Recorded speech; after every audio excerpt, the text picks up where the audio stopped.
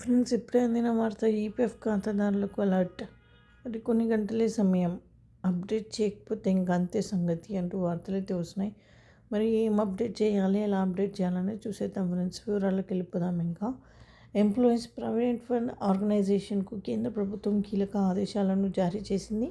సభ్యులైన ఉద్యోగులందరూ ఆధార్ ఆధారిత ఓటీపీ వ్యవస్థ ద్వారా తమ యూనివర్సల్ అకౌంట్ నంబర్ను యాక్టివేట్ చేసుకోవాలని కేంద్ర కార్మిక ఉపాధి మంత్రిత్వ శాఖ ఆదేశాలు జారీ చేసింది.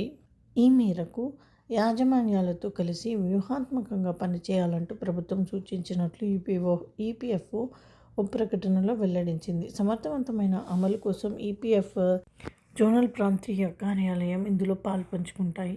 2024-25 యూనియన్ బడ్జెట్లో ప్రభుత్వం ప్రకటించిన ఎంప్లాయ్మెంట్ లింక్డ్ ఇన్సెంటివ్ పథకం అమల్లో భాగంగా ఈ చర్యలు చేపట్టినట్లు సమాచారం. ఆధార్ చెల్లింపు వ్యవస్థ ద్వారానే అన్ని సంక్షేమ స్కీములను లబ్ధిదారులను అందించే క్రమంలో 100% బయోమెట్రిక్ ఆధార్ ప్రమాణీకరణలను అమలు చేయాలని కేంద్ర ప్రభుత్వం ఇప్పటికే అన్ని శాఖలకు ఆదేశాలను జారీ చేసింది. ఆధార్ను గుర్తింపు పత్రంగా ఉపయోగించడం డెలివరీ ప్రక్రియ సులభం అవుతుందని, పారదర్శకత సామర్థ్యాన్ని పెంచుతుందని ప్రభుత్వం భావిస్తున్నట్లు తెలుస్తోంది.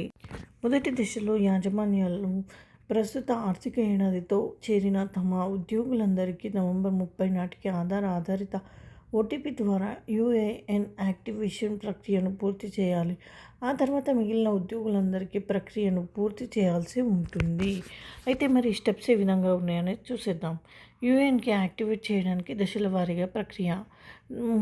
దశ 1, ముందుగా ఈపీఎఫ్ఓ మెంబర్ పోర్టల్ వెళ్ళండి. తర్వాత ముఖ్యమైన లింకుల కింద ఉన్న యూఏఎన్ ఎనేబుల్ ఎంపికపై క్లిక్ చేయండి.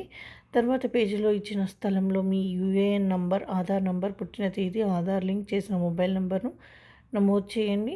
రిజిస్టర్డ్ మొబైల్ నెంబర్ అందుకున్న నమోదు చేసి ఆది గుర్తు పిన్ పొందండి. ఆధార్ లింక్ చేయబడిన మొబైల్ నెంబర్లో నమోదు చేసిన ఓటీపీని నమోదు చేయండి. యాక్టివేషన్ తర్వాత రిజిస్టర్డ్ మొబైల్ నెంబర్కు పాస్వర్డ్ వస్తుంది. సో ఇది ఫ్రెండ్స్, అప్డేట్ అయితే చేసుకోండి ఫ్రెండ్స్. దానికంటే ముందు లైక్ చేసి, షేర్ చేసి, సబ్స్క్రైబ్ అయితే చేయండి.